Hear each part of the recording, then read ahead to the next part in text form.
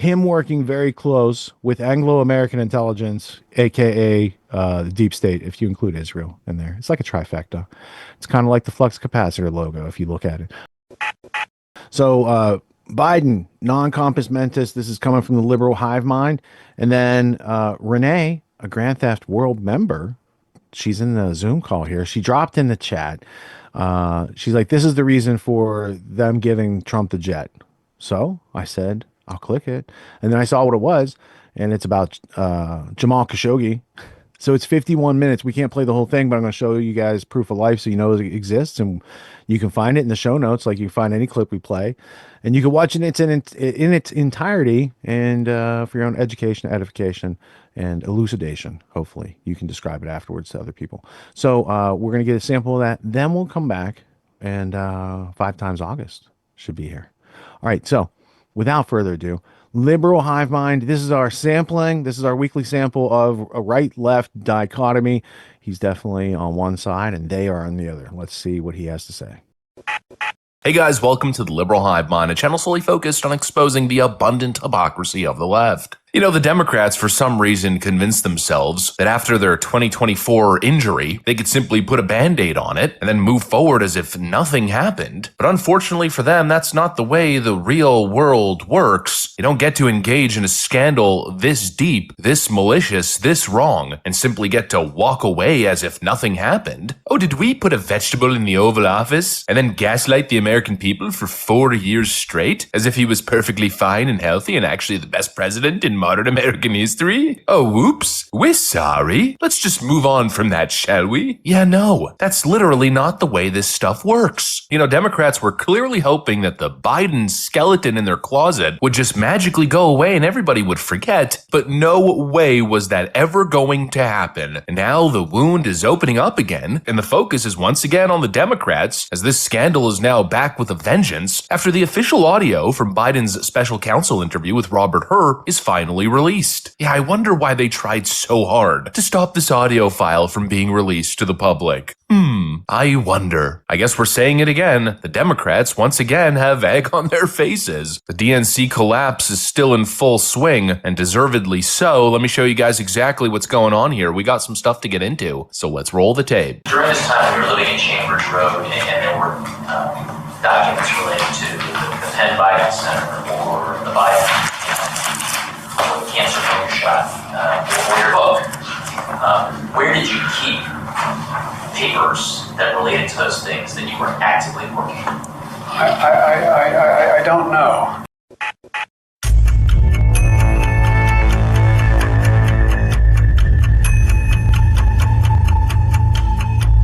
Investigators try to find out what happened to Jamal Khashoggi. Saudi Arabia confirms that the journalist Jamal Khashoggi is dead. Jamal Khashoggi's loved ones want some form of closure. Saudi foreign minister saying this was all a terrible mistake. The execution of Jamal Khashoggi, a frequent critic of the Saudi regime, inside the Saudi consulate. Saudi Arabia for 3 weeks has been trying to fool the world here. The killing of Jamal Khashoggi was a premeditated murder. And Monday, the 1st of October, everything seemed normal in the Belgrade forest, which is located northwest of the Turkish city Istanbul.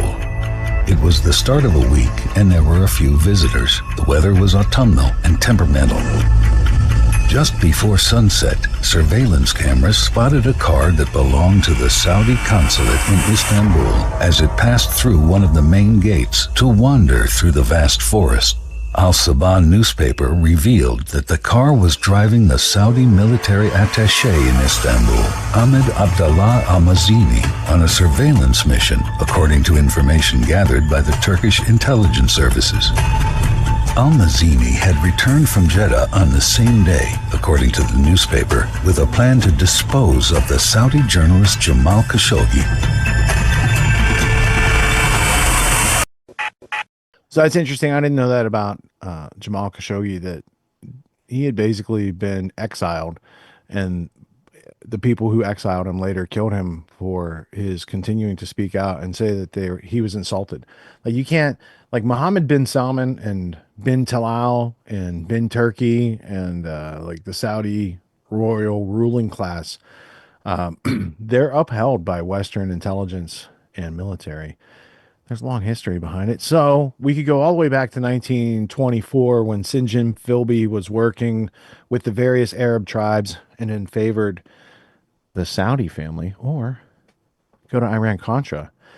Adnan Khashoggi is either like the uncle or the cousin of Jamal Khashoggi. And Adnan Khashoggi is a notorious character from Iran-Contra.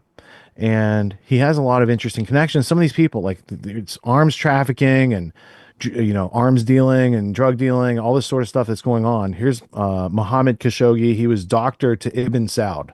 So this family was very close to the Saudi royal family until Jamal Khashoggi. So this is the part you might find interesting. Adnan Khashoggi, whose boat, his yacht, is used in Never Say Never Again, which is the 1983 remake of Thunderball. You didn't know that, did you? Anyway, the yacht is used in that movie, and $85 million for the yacht Nabila, and it later becomes the Trump Princess. But first, I think it goes to the Sultan of Brunei.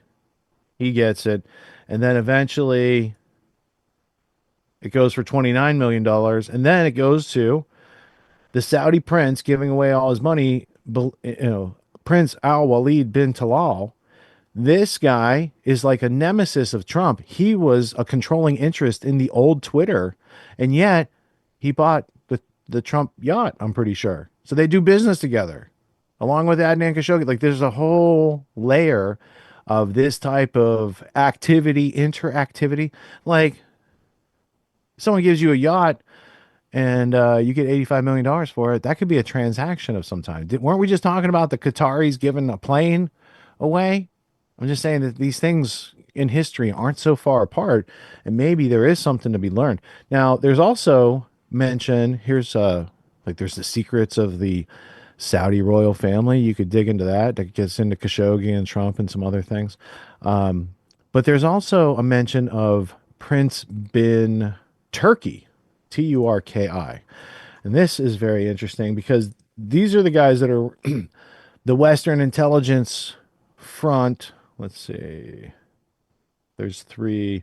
All right. There's three bin Turkeys. So don't get too bent out of shape. Bandar Bush. Remember that guy from the Saudis back in 9/11? He works under bin Turkey. Prince Turki bin Faisal Al Saud, part of the Saudi royal family.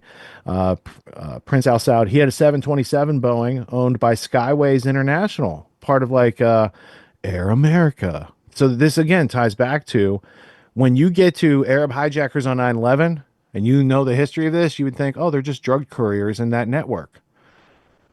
They have pilots. They fly drugs around the world. They have diplomatic immunity. They're part of Western intelligence. They're part of the front that faces ISIL, right? So that the U.S. and British have like arm's length, plausible deniability. So there's a lot to learn about those machinations. Bin Turkey, he went to Georgetown. He went to Carol Quigley's Edmund A. Walsh School of Foreign Services, right? These guys are Western educated. Princeton University, he also went to. He went to the Lawrenceville Prep School, right? I used to work in Lawrenceville. It's a suburb of Princeton. And to go to Lawrenceville Prep, you have to be like world renowned. Like literally princes from other countries get sent to Lawrenceville Prep. So this guy is fully anglicized, bin Turkey, right? And he's part of the Safari Club. So when you start getting into the Enterprise, which is a modern version of Operation Gladio, part of which is Iran-Contra, now you're going to see the drug trafficking allegations, and then you'd get to people like Barry Seal and all these other aspects of that governmental drug trafficking. And then you get to like things like Operation Gunwalker, why they're providing, weapons to the alleged enemy. And then you get to people like James Comey, this guy, FBI director. Now, I have not updated the model to include the news from the past week, but you've got him working very close with Anglo-American intelligence, aka the deep state, if you include Israel in there. It's like a trifecta. It's kind of like the flux capacitor logo if you look at it. All right, so Comey works under Bill Clinton, Rhodes Scholar. Okay, so there's one Anglo-American connection. Comey also worked under Robert Mueller, another double-cross system participant. He also helped, was influenced by Mark Rich, Marcel Reich, interestingly named. That's also narco trafficking. And then, as I mentioned, there's the Bill Clinton pardon controversy, but where's the HSBC? HSBC. Oh, here he is, right here. John Cruz, HSBC whistleblower. This is one interview he did with somebody else. Here's the spilling of the goods to the Senate. So it's not like the Senate didn't know. And then it goes back to one of the world's biggest narco-terrorism funding front companies historically for the British Empire. And that's where Comey went to be director. Now, we're going to have to cover this because we haven't covered the Comey story, but I wanted to foreshadow what the connections are with the deep state, Clinton Foundation, all these sort of things prior to being able to get there. But before we move forward, gentlemen, what have you guys got to say on those clips we just saw? Were you surprised that the Saudis might have something against Jamal Khashoggi, and that might play into our Qatar news later? Definitely. I think that if you go back far enough, a lot of it is just the British setting up almost like drug dealing fiefdoms amongst these different countries that are going to get It's like involved. The Man Who Would Be King. Exactly. Did you ever see that movie? I think I watched it at your house, actually. part of the curriculum. Let me look at But it. yeah, it ties in with like the opium wars and how that ties into 9/11 with the US and Britain controlling Afghanistan after the Taliban had taken over and stopped growing as much opium. Then once those fields were given back to the warlords, then the opium started flowing again. And here we are 20 years later with quite the fentanyl issue. But I also want to confirm that Comey did actually report or issue that tweet 8,647 days after 9/11. That was 3 days ago. And it's 8,650 days since 9/11 today.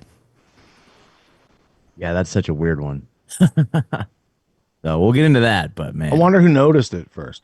Who's I counting? don't know. I don't know. Whoever put him up to it, they said, all right, now they fed that little piece of data to somebody to get the word out. I don't know. ChatGPT making its mark out there. Yep. All right, so hang on to the thought. The Man Who Will Be King. It's a Rudyard Kipling book back in the day. He's hanging out with Cecil Rhodes writing books like that. And it's 1975 Sean Connery movie. And if you know Sean Connery, then you'll know that some things in here don't react well to bullets. Only if you've watched Hunt for Red October. Twice a year, I teach a course called Autonomy. It's a 12-week course. It teaches leadership, entrepreneur skills, executive skills, all these types of things that I saw were taken out of our education system in order to make the schooling or indoctrination system that we've all probably went through. And it has served us well enough to be interchangeable cogs in the machine of the globalists. But if we want a homestead, if we want write our own ticket, work from home job, work from anywhere type of situation, they're not exactly handing those out at the end of college. They give you a piece of paper and they're like, good luck. So reality is dropping us off here, but the demands of reality are up here.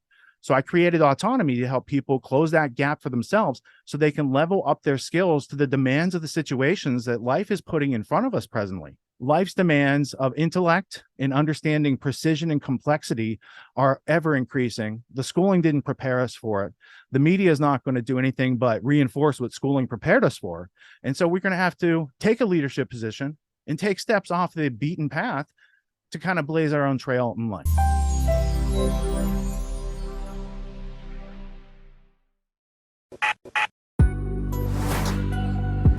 What makes the Grand Theft World podcast unique, invigorating, exciting, and informative? Most other podcasts out there are either doing straight up interviews or they're just covering the daily news. They're covering current events from the day they happened. And that is effective. It's useful. It's a great starting point. And then sometimes these current events change during the week past the first story. So we like to give it a little time. You have to wait till some of the dust settles on these stories in order to give them accurate coverage. And the other thing that's really missing in the media landscape is covering the articles that are coming out every day. That's great. That's necessary. But who's bringing in contextual history so that you can understand what has been going on for decades and decades to lead up to the machinations and actions that we see unfolding today? So what we do here on the podcast is we cover current events. Many of these things are censored, but we wait about a week. As a forensic historian, I focused mainly through my career on the history of globalism and collectivism and things that they call maybe the New World Order.